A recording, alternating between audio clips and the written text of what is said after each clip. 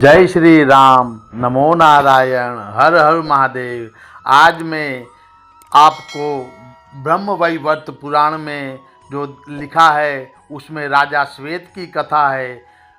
उसमें दान न करने से कैसी दुर्गति होती है उसकी मैं आपको कथा सुना रहा हूँ कि श्री रघुनंदन राम महर्षि अगस्त्य के आश्रम पहुँचे।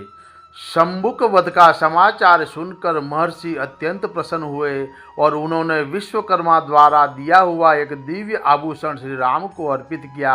वह आभूषण सूर्य के समान दीप्तिमान, दिव्य, विचित्र तथा अद्भुत था। उसे देखकर भगवान श्री राम ने महर्षि अगस्त्य से पूछा, हे मुनिवर, विश्वकर्मा का यह अद्भुत आभूषण आपके पास कहाँ से आया? जब यह आभूषण इतना विचित्र है तो इसकी कथा भी रोचक होगी। यह जानने का मेरा मन कौतूहल हो रहा है।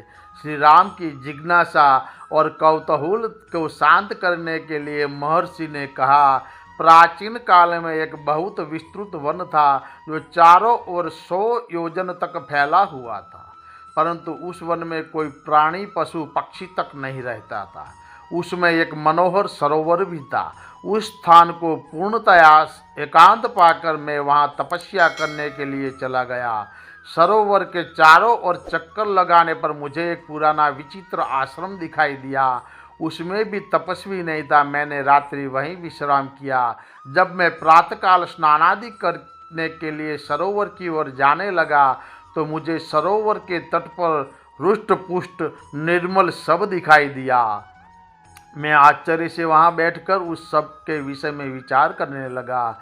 थोड़ी देर पश्चात वहां एक दिव्य विमान आकाश से उतरा जिस पर एक सुंदर देवता विराजमान था। उसके चारों ओर सुंदर वस्त्राभूषणों से अलंकृत अनेक अप्सराएं बैठी थी। उनमें से कुछ उन पर चंवर डुला रही थी। फिर वह देवता सहसा विमान से उतरकर उस सब के पास आया और उसने मेरे देखते ही देखते उस सब को खाकर फिर सरोवर में जाकर हाथ मुंह धोने लगा। जब वह पुनः विमान पर चढ़ने लगा तो मैंने उसे रोककर पूछा कि हे तेजस्वी पुरुष, आपका यह देवोमय सौम्य रूप और यह घृणित आहार, मैं इसका रहस्य जानना चाहता हूँ। मेरे विचार से आपको यह खराब यानी कि घृणित कार्य नहीं करना चाहिए था। मेरी बात सुनकर वह दिव्य पुरुष बोला कि मेरे महा यशस्वी पिता विदर्भ देश के पराक्रमी राजा थे। उनका नाम सुदेव था। उनकी 2 पत्नियां थीं। उनसे 2 पुत्र उत्पन्न हुए। एक का नाम श्वेत और दूसरे का नाम सूरत था। मैं श्वेत हूँ। पिता के मृत्यु के बाद मैं राजा बना और धर्मानुकूल राज्य करने लगा। एक दिन मुझे अपनी मृत्यु की तिथि का पता चल गया और मैं सूरत को राज्य देकर इसी वन में तपस्या करने के लिए चला आया। काल तक तपस्या करके मैं ब्रह्मलोक को प्राप्त हुआ, परंतु अपनी भूख प्यास पर विजय प्राप्त न कर सका।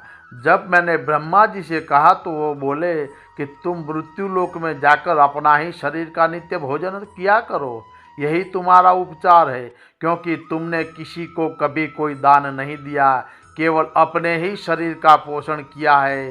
ब्रह्मलोक भी तुम्हें तुम्हारी तपस्या के कारण ही प्राप्त हुआ है।